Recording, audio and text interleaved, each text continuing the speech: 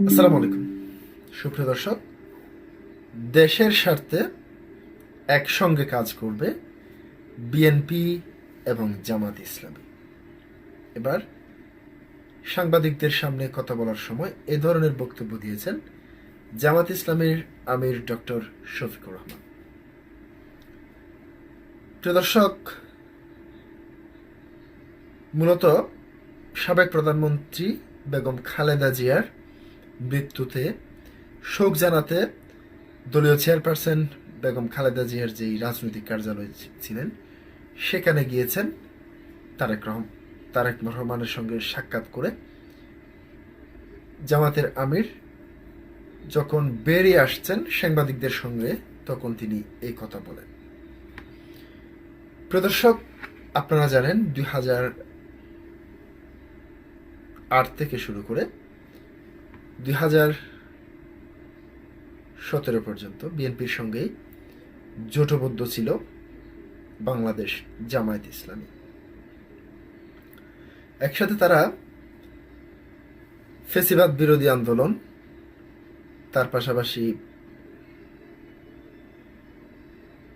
যে বিভিন্ন আন্দোলন করেছে বিএনপি, তার সাথে জামাত ইসলামীও সম্পৃক্ত ছিল। যদি এই মুহূর্তে যদি নির্বাচন হয়, সেই নির্বাচনে যদি আওয়ামী লীগ ফিরে আসে, তাহলে আবার দেখা যাবে বিএনপি এবং জামাত ইসলামী এক হয়ে আওয়ামী লীগের বিরুদ্ধে নির্বাচনে লড়ছেন।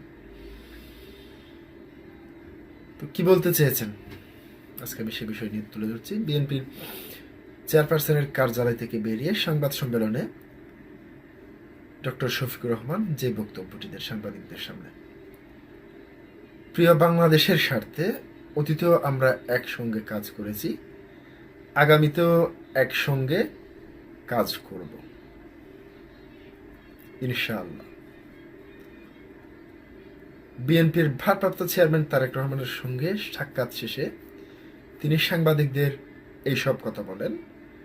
বৃহস্পতিবার 1 জানুয়ারি সন্ধ্যা 7টায় বিকেলে গুলশানে বিএনপি চেয়ারপারসনের কার্যালয়ে যান জামাতের আমির। কার্যালয়ে পৌঁছে প্রথমেই মরহুমা বিএনপির চেয়ারপারসন বেগম খালেদা জিয়ার স্মৃতির প্রতি শ্রদ্ধা জানিয়ে শোক বইতে স্বাক্ষর করেন। এরপর তিনি কার্যালয়ের 3য় তলায় যান এবং তারেক রহমানের সঙ্গে সাক্ষাৎ করেন।